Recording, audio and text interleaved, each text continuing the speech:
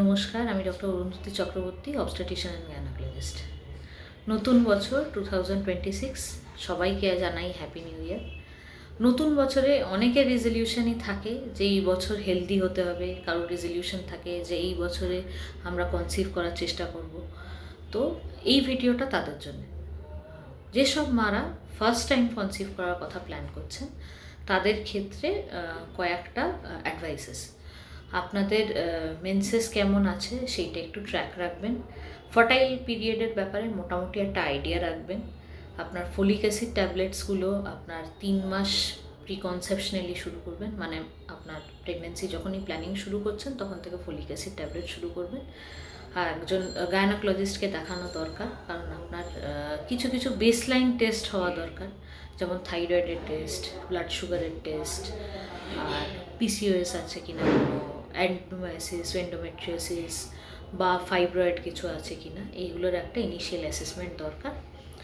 আর খুব realistic goals রাখবেন। First বার try করে ফার্স্ট মাসেই প্রেগনেন্সি এসে গেছে এরকম শুধু 20% কাপলসদেরই হয়।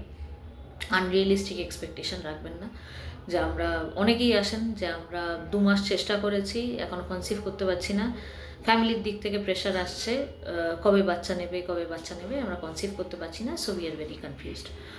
তো তাদের ক্ষেত্রে আমার অ্যাডভাইস হচ্ছে অন্যদের অ্যাডভাইস বা অন্যদের কথাবার্তায় কান দেবেন না। It takes time. 20% of the couples R able to conceive in the first cycle of trying. বাকিদের জন্যে কিন্তু টাইম লাগে। যদি 6 মাস চেষ্টা করেও আপনার প্রেগনেন্সি আসছে না, and if you are over 30 only then actual assessment is required. আর যাদের ক্ষেত্রে আর্লিয়ারও, কম বয়সেও, যাদের 1 বছর ট্রাই করে নিয়েছেন তারপরেও প্রেগনেন্সি আসছে না, তাদের জন্য অ্যাসেসমেন্ট দরকার, তাদের জন্যে রিটেল ব্লাড টেস্ট দরকার, ইউএসজি দরকার, আরও কিছু কিছু ইনভেস্টিগেশনস দরকার। এবার আসি যারা এর আগে মিসক্যারেজ সাফার করেছেন, যারা একটা ট্রমার মধ্যে দিয়ে অলরেডি আগে গেছেন, যাদের বাচ্চার হার্টবিট এসছে বা হার্টবিট আসেনি, তারপরে মিসক্যারেজ হয়ে গেছে, তারা একটা ভয়ে থাকেন কনস্ট্যান্টলি যে আবার প্রেগনেন্সি প্ল্যান করলে আবার সেম জিনিস রিপিট হবে না। তো এবার এই রকম যারা আছেন তাদের জন্যে দুরকম টাইপসের জিনিস হয়।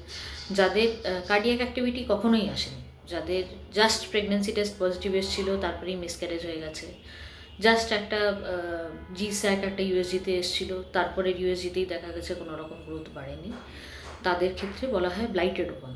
Blighted ovum most common reason হচ্ছে স্পেসিফিক ওই বাচ্চাটারই কোনো ক্রোমোজোমাল ডিসঅর্ডার ছিল, যার জন্যে নেচার এই বাচ্চাটাকে গ্রো করেনি। জেনারেলি এই জিনিসগুলো নেক্সট প্রেগনেন্সিতে রিপিট হয় না। তাও কিছু বেসলাইন ইনভেস্টিগেশন এই ক্ষেত্রেও দরকার, সেইটুকু খালি করা দরকার। আর প্যানিক করবেন না, ভাববেন না, মানে negative thoughts are very bad for pregnancy. আচ্ছা, অ্যান্ড সেকেন্ড অফ অল, যাদের ক্ষেত্রে এর আগে মিসক্যারেজ হয়ে গেছে, যাদের ক্ষেত্রে একটা বা দুটো মিসক্যারেজ হয়েছে, বাচ্চার হার্টবিট এসছে তারপরেও মিসক্যারেজ হয়ে গেছে, তাদের সাবধানতা আরও বেশি দরকার, তাদের আরও ডিটেলড ইনভেস্টিগেশন দরকার। ইনভেস্টিগেশনের মধ্যে অ্যান্টিফসফোলিপিড অ্যান্টিবডি, টর্চ স্ক্রিনিং, ডায়াবেটিসের ডিটেল অ্যাসেসমেন্ট, থাইরয়েডের প্রবলেম আছে কি না এইসব অ্যাসেসমেন্ট, ভেতরে কোনো ফাইব্রয়েড আছে কি না ইউট্রাসে, এইসব অ্যাসেসমেন্ট দরকার।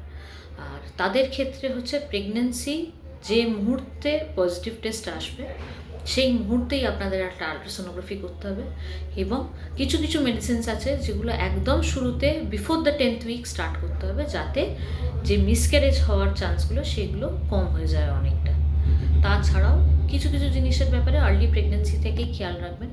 যদি কোনো রকম পেন আসে, ঠিক মাসিক শুরু হওয়ার আগে যেমন একটা পেন আসে, সেরকম পেন কখনো যদি ফিল করছেন, কোনো রকম স্পটিং বারবার হচ্ছে, এরকম যদি হয়, তাহলে সঙ্গে সঙ্গে একটা ইউএসজি দরকার। আর সঙ্গে সঙ্গে কিছু কিছু মেডিসিনস আছে যেটা আপনার অবস্টেট্রিশিয়ান আপনাকে স্টার্ট করবেন।